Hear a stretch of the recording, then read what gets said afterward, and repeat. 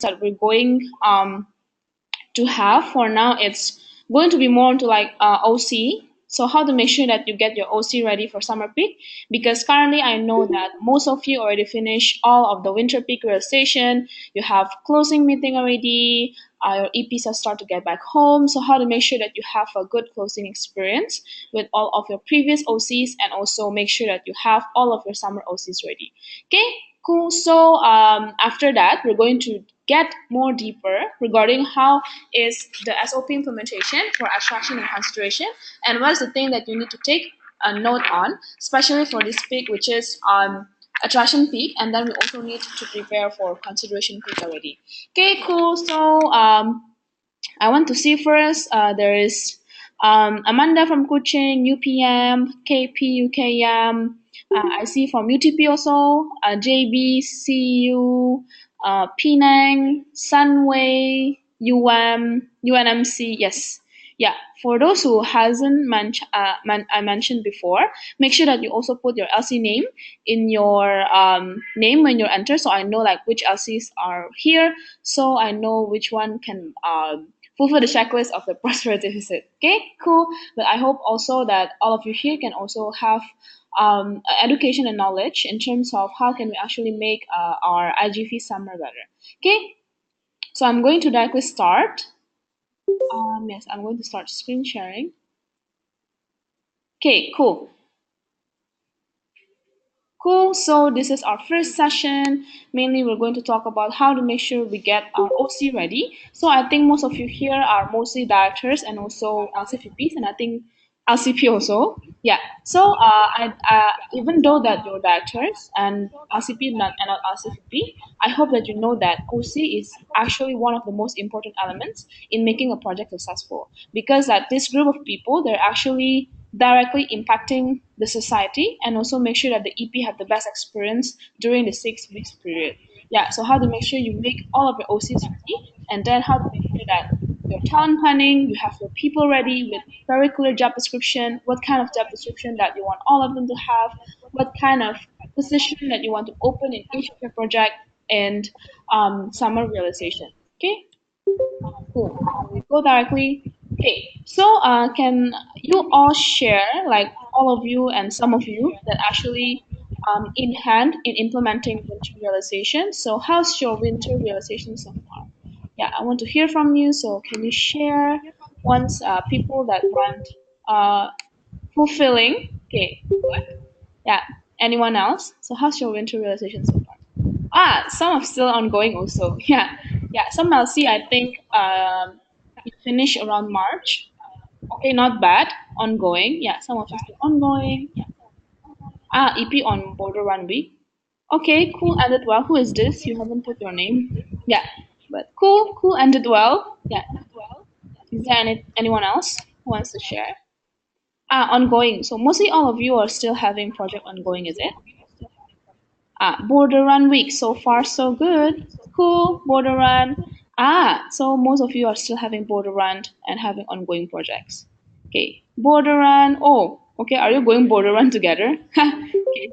Cool. Yeah. So I think most of you still have border run and also have project ongoing. But for most of you that already have a finished realization, like how's your feeling after you finish the project? Like how's the condition of all of your organizing community? Are they fulfilled? Are they feeling developed? Are they enjoying the experience of being the organizing committee? And the most important thing is, are they going to still stay in Isaac and continue to take more higher role, or stay in the same department, for example, stay in IGV, or maybe move into other department that they want to explore? Okay, cool.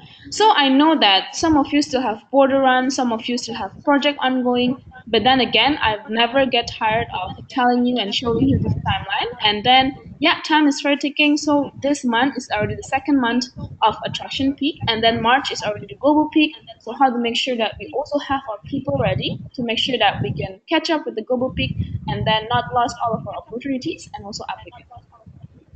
Yes. Okay. So in this part, it's going to be very simple. So I'm going to explain more regarding talent planning and team standards. So in talent planning, it's mostly we're going to talk about how to make sure that you already have the position and the job description ready for these people that you want to recruit and for this project, and then how to make sure that you make them prepare to start planning, start implementing, and start evaluating for the project.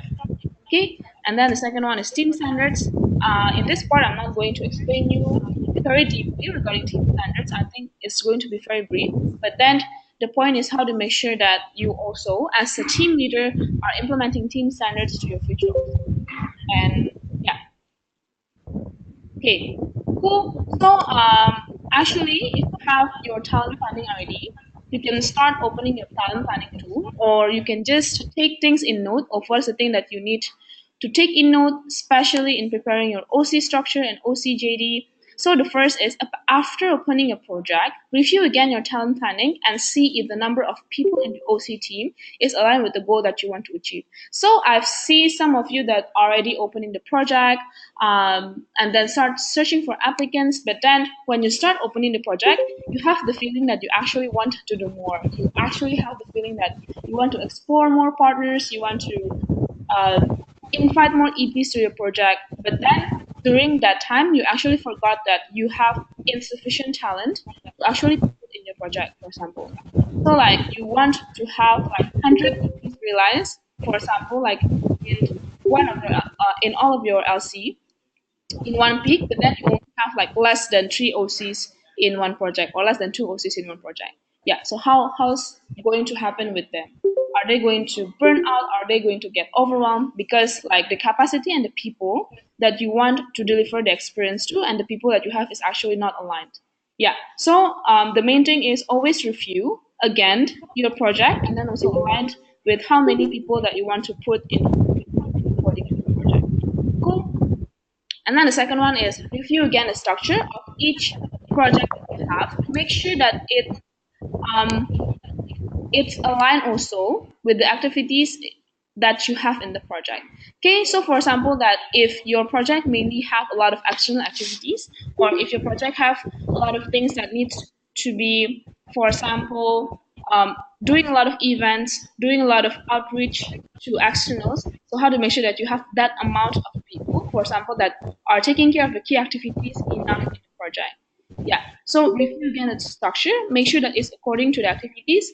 It's not only the structure, but also the next one is review the JD. Okay. Make sure that the job description is aligned with the project and purpose.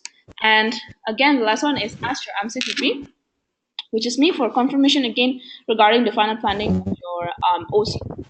Yeah, why I really want to emphasize this is to make sure that during the realization, you don't have a sudden realization that actually I don't have enough people in my project. Yeah, so how to make sure that before the project started, you already have like a picture of how many people that I want to put in the project, what is going to be their responsibility, and how many that they're going to handle. Yeah, and then I think the most important thing that you can actually think about is like also how many EP buddies or like actually volunteers that I need to make sure that they can contribute to the project. Yeah. So think about this again, and then for team leaders, review again about their talent planning, like how many people that you want to have under you in your project, and yeah, make sure that you're ready for something cool. Okay, so for those who doesn't know, you can check your DMF, which is your design monitoring framework, and look at your project team. So for team leaders or LCPs that doesn't know what is DMF, it's basically when you want to open an opportunity, you need to submit a design and monitoring framework. And inside there, you actually have a plan of your project. So in that specific project, like how many people that you want to put in there. So again, review it again. Is it sufficient enough with the project?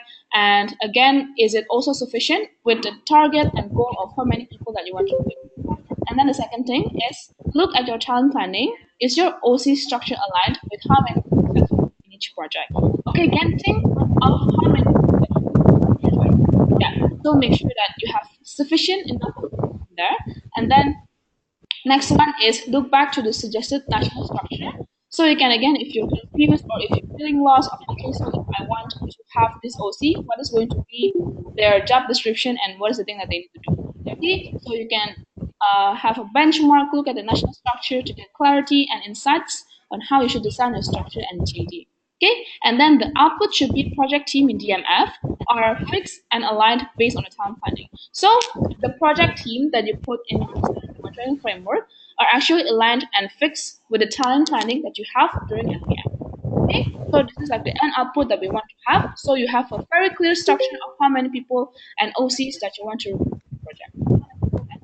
Okay, cool. So the next part is going to be team standards. So after you get your OCs on board, refer to time onboarding by PM. Yeah. So you're also going to have FRD very soon. So like if you have your OCs on board already, based on the talent in each project, make sure that you've already prepared your OC team to enter building stage of team standards. Why this is very important is to make sure that your OCs are ready not only to execute the project but also in a state of a team. Yeah. So how to make sure that they're in a team wise they're ready, to make sure that they can make the project successful. Yeah. And then in the building stage, the main point is people start to work together and understand who's in the team, what the team is about, and what it's set to achieve together, and what's their individual contribution. So it's also aligned with what kind of development that they want to have when they join the OC team. Yeah. So how to make sure that you as a team leader are prepared to make sure that your OCs are ready. Yeah. So again, like this is some of the points that you can look up in team standards, especially if you want to deliver to your OCs, like how to make sure that this transition is happening. So transition that I really, really suggest that it's not only from you, for example, as a team leader to the OC, but also from OC to OC. Why? Because like the transition that the OC to OC will give is mostly regarding to their experience when running the project. Yeah. So how to make sure that transition is happening when you have your OC for summer ready. And then the second one is functional skills and core competence. So how to make sure that your OC has the skills and competence aligned with what is going to be their role in the project. Yeah. So this is your job also to give education to the OC to make sure that they can run their job description. Then the third one is team rules. Okay, so I know some of you think that it is too much, especially for OC, but then they're going to face a project in 6 weeks, and then they are the only one that will face the EPs. They are the one that's going to face the project, the externals, all of the students, the society, the community. So how to make sure that they have a really clear team stand, team rules, and also team building to make sure that they are prepared together as a team. Yes. And then again, the same team purpose, also goals, strategies, JD and timeline, budget, team development goals. So mostly this part, which is the goals, strategies, JDs, and timeline, budget, and team development goals, it should be already in your project planning. So how to make sure that you also deliver and educate your OC that is selected to know how to read the design and monitoring framework or reading your planning tool. So to make sure that they are equipped with how to actually plan, track, evaluate, and implement the project. And then also this is very important, especially if you want to recruit OCPs, how to make sure that your OCPs are ready to lead the OCVPs and the OC in the project team, and then how to make sure if you have directors, the directors have to make sure that you can also develop the OCPs. Yeah, because the OC team is a very crucial team to actually make your project successful. So how to make sure that they also have their own personal development plan. Like what is the thing that they want to develop and what is the thing that they want to get from the experience. Okay, so to make it very simple, you can actually see this checklist. Yeah, so for example, during team creation, like the thing that you can look at is like OC to OC transition of winter OC to summer OC. Yeah, so how to make sure that there are transition. Second one is director to make sure that education are happening in their respective role. Yeah, so for example, from my experience, like usually if you have like OC sales or members that are doing sales, they get directly education from the VP or the director of sales. And then if you have OC matching or OC approved, they get direct education from, for example, director of youth experience, for example. Yeah, how to make sure that the education that is given to the OC is sufficient enough and you actually have an L&D plan ready. Okay, so you know like, okay, what is the thing that I need to educate to my OC to make them ready? Cool.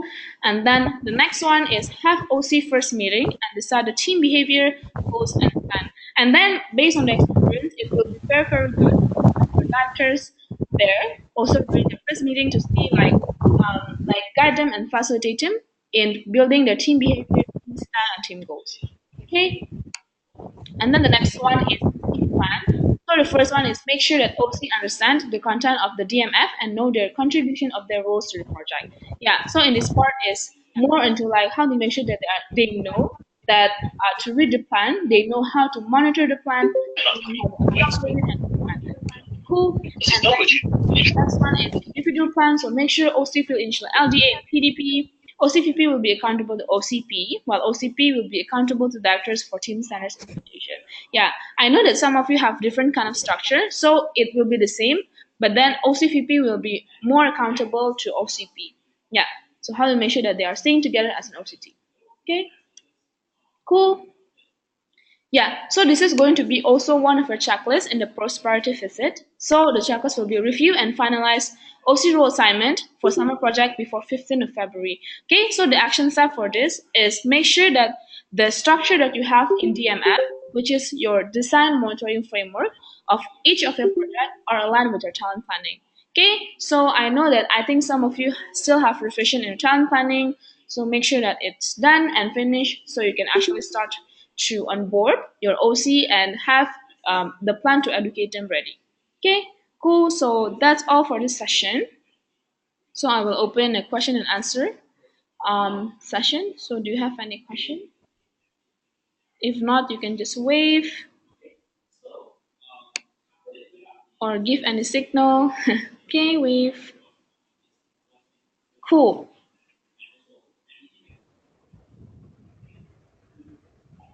Okay, cool. If everyone is cool, then we're going to move on. So the next thing is going to be SOP implementation. Yay! So like this is the most important part, which is how can you actually start to implement attraction and consideration based on the SOP. Okay? Cool. I think some of you remember the session, right? Yeah. Actually, the session is our session during the EBMT bootcamp, the functional session. So this is to recap back what we learned last part. So it's more to like what is actually customer flow. So right now we're going to discuss about customer flow. What is the customer funnel? So like again, customer will face a lot of phases where they need to make decision, and the decision is affected by the customer journey in each of the funnel. It depends on how are we going to make the funnel bigger in each stage. Our main goal is to make sure that our customer receive their full experience that they deserve when they're searching for leadership development through culture exchanges. Our main goal is to create more stories. So again, why actually customer flow are in the funnel uh, like funnel shape is because that somehow during the phase of the customer flow, they will face a lot of decision making process where they can actually decide if they want to continue to go into the funnel or they want to go out. Yeah, so how to make sure that all of our customers are actually making the funnel not smaller but actually same or bigger. Okay, cool. So again, this is just a refresh education for you regarding customer flow. So in customer flow, we have four parts, which is attraction, consideration, follow delivery, and brand advocacy. Yeah, so you can see here, attraction, youth are attracted, curious, and want to know more. Consideration, youth are engaged and lead to make the final buying decision. Follow delivery, youth are experiencing the product of Isaac and becomes a customer. Okay, so we can actually call our customer is actually when they receive the service and the product that we serve, which is follow delivery phase. Okay, and then the last part, which is brand advocacy phase, is the youth are intentionally advocates our brand. So again, the main highlight of this is intentionally advocates our brand. So it's not that okay, we ask them to promote our project, but they are actually first satisfied with our project and then they promote it by themselves. Yeah. So that's actually the main goal that we want to achieve in brand advocacy phase. Okay. But then for now, okay, so this is the customer profile, stranger, lead, customer, promoter. So like stranger, it's mainly on the attraction phase, lead in the consideration, customer is during file delivery, and promoter is during brand advocacy. Okay, and this is the customer status, or I usually call it first simple exchange flow. So in exchange flow, we have opened, applied, accepted, approved, realized, finish, and complete. Yeah, for usually for iGV, we usually use open because sign up is more into like OGV part when they sign up to isaac.org. Okay, again, so this is the summary of the customer flow. within the customer flow and customer profile and also customer status. Yes. So again, I'll never get bored you to show this. So remember again, January, February, March, and then actually during next month, we already need to prepare for consideration already. So the thing that we're going to discuss now is mostly on how can we actually implement it in real life, which is in our SOP. Yeah, but then the thing that we're going to cover for now is not going to be from attraction to brand efficacy, but actually from attraction and consideration. Why? Because if you see the timeline, it's already February, and then next month is also an attraction phase, but we also need to prepare our consideration phase already because we already have a lot of EPs applied, and then how to make sure that we can convert those EPs into accepted and approved. Okay, cool. So through this, I'm going to bring you regarding to how can we actually go through all of the customer flow. But then for now, we're going to focus more on attraction and consideration.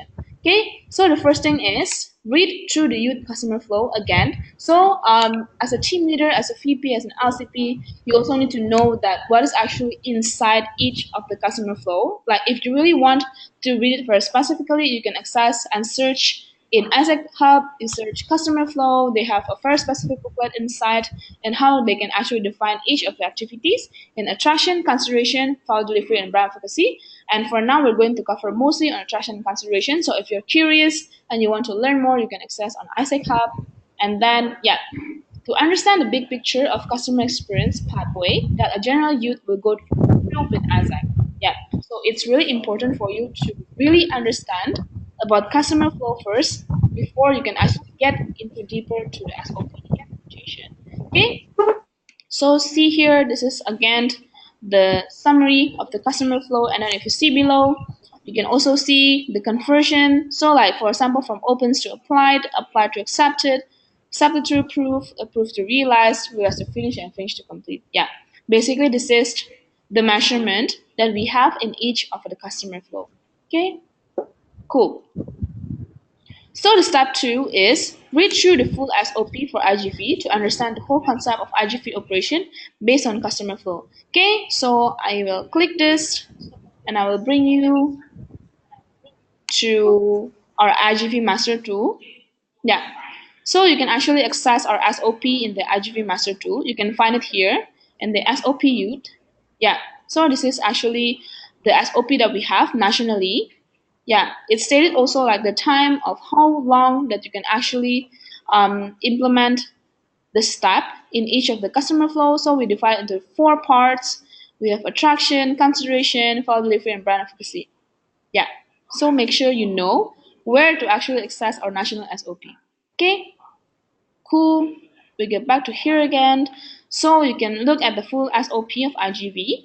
And then for now, we're going to focus more on the attraction and consideration part. Okay, so the first step is before you can actually start finding applicants, finding EP to your project, the first thing that you need to do is creating the DMF framework and then submit it and opening opportunity. Okay, so this is the very first step to actually create a project. And then before that, you actually need to, like, for example, create a social impact research. So how to make sure you know, okay, in my area, what kind of project that I need to create, and then what is the relevance of the society if I create this project. And then you create everything and put it in the design monitoring framework. And also, like for example, okay, I really want to contribute to the national project, so I run national project and then I adapt the national project design monitoring framework and I adapt it to my LC to run national project in my LC. Yeah, so this is the first step, which is submission of the DMF framework and then opening the opportunity.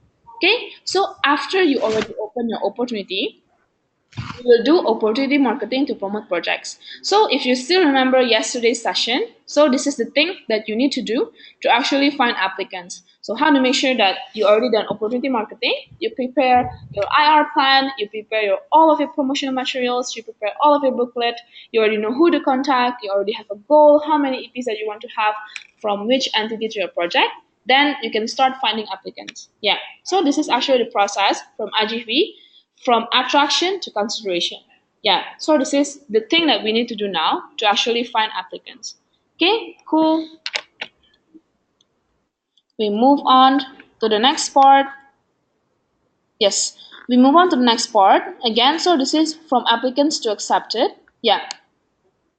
So to put it very simple, so after you have applicants in your project, you can open your expand you see application there, and from there you can actually see a lot of EPs, like people applying to opportunities. They have different kind of background from different kind of entities, but then in the end, how to make sure that you have a suitable people to put in your project and then to actually contribute to the achievement of the impact of the project. So in this process, the thing that you need to do is to track, filter, and email applicants on Expert. Yeah, and then from this part, next is after they confirm and then they already how to say they already confirmed that they want to go to the project, then you can arrange and conduct interview with applicants. Okay, and then why I put lead nurturing here is because that from the process of your track, filter, and email your applicants on your expa, that is the start of lead nurturing. Because in this phase actually the customer, the candidate of the customer actually is not customer yet, they start to consider if they actually want to go to the project. So how to make sure that you implement lead nurturing to make sure that they can stay and go to the end of the customer funnel, which is the realization part.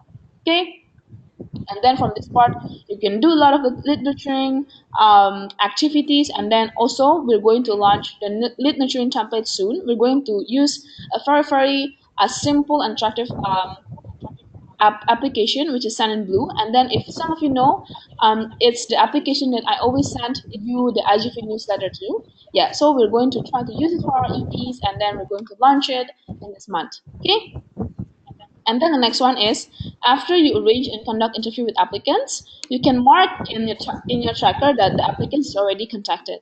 Okay, so how to make sure you bring all of your people together to actually start to interview and contact all of the applicants that you have in your project. Okay, cool. And then the next thing is interview announcement and click accepted or reject. So after the interview, you can already decide actually, okay, is this person are suitable to come to my project or not? Is this person having the mindset of want to go to exchange or not? So in this phase, you can decide if you want to accept or reject. And then if you decide to accept, you change the status of the applicants to accepted. Yeah, and then you are the one that actually click accepted in the EP profile in your project. Okay, cool. Again, if you see in here in the top left below, yeah, actually we also have an additional SOP. So for example, if your EP is not responsive within 2 days, you can update the EP details in the EP tracker in AM EP database. Why? Is because that yeah, why is because that actually we can help to track the EPs that is not replying you or not responding you back. Yeah, and then we can also track it to the MCVP, LCP, and also the LCVP if you don't have the contact. Okay, so this is from applicants to accepted. So from this part, do you have any question? If you don't, you can just wave or give any signal. Okay, cool. Wow, all of you already know about this, is it? Yeah. So if you know about this, make sure that if you already have applicants in your project, make sure that you are responding them as soon as possible. Yeah. Okay, we move on. Cool. So the next step is after you already have your EP accepted, then the next thing that you need to do is follow up on emails with approving flow attached. Okay. So the really good case practice from what I know is when you already have your EPs accepted, you can start to schedule a timeline with them in terms of okay, you already got accepted and you only have, for example, 5 days to get approved. Yeah. So you create a sense of urgency to the EP to make sure that they can pay faster, they can fill the LDA faster, and then they can sign the contract faster. Yeah. So how to make sure that you also put a strict deadline to them to make sure that they can fulfill the criteria on time. Okay, and then next is notify sending entity on approving flow. So in this part, you also need to notify the sending entity to make sure that you both of you are aligned with the deadline. So the sending entity can also support you to make sure that the EP are fulfilling the documents on time. And then in this part, you can actually still do lead nurturing to the EPs. For example, give interesting like facts about the countries, share country booklet, and then like try to always keep in contact with the EPs. Yeah, and then in this part, you can also start creating, like for example, groups of people that are actually planning or already accepted to go to the project. So you can actually have the sense of engagement to the EP even before they get approved. Okay, and then the next part is both sides click approve. Okay, so when the EP is already submitting all of the documents, and then you already want to approve the EPs, they already pay, they agree with the fee, they agree with the timeline, and then both of you will click the approve button and then update EP status in the status tracker. Yeah, so to make sure that when you click approve, you already start tracking the standards implementation of the EP from the sending entity and also from yours. And then from this part, it's already mostly on standards tracking. Yes. And then, yeah, your EP is already approved now. And then if you want to look at the standards tracker, you can see in the left bottom below, that is the link of the standards tracker. Yeah, so make sure that if you already have your EP approved, put your EP there and start updating about their details and also their standards implementation already. Yes.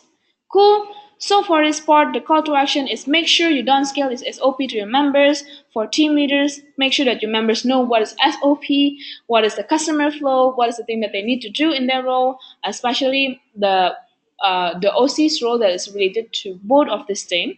Yeah, and make sure they understand every single process. Make sure they know what is conversion. Make sure they know what is apply. Make sure they know why they need to have interview. Make sure they know why we need to update on status tracker. Also, make sure that they have the relevance and on actually implementing and doing the things in every SOP and every customer flow. Okay, and then the next one is read through the national SOP and adapt it to what you're currently doing right now. Make sure the process time is aligned. Okay, so nationally our target process time is 10 days. So how to make sure that you're also following and aligning your SOP with the national SOP. Okay, cool. So, yes, so until now, if you want to know, from the start of your term, we already have 95 applicants, 17 accept, and 10 approve. And then, if you see the date now, it's already near the end. It's already in the mid of February, and then you will have Chinese New Year very soon. You all will go to holiday, so how to make sure that we can still keep in reach of our goal in this month. Okay, cool. So basically that's it for both of the session. So after this, I will open a question and answer session for both of his topics. So if you have any question regarding both the SOP implementation and also the OCT measurement, you can ask. Okay. So I will open the question and answer session now. Yes. So all of you, do you have any question?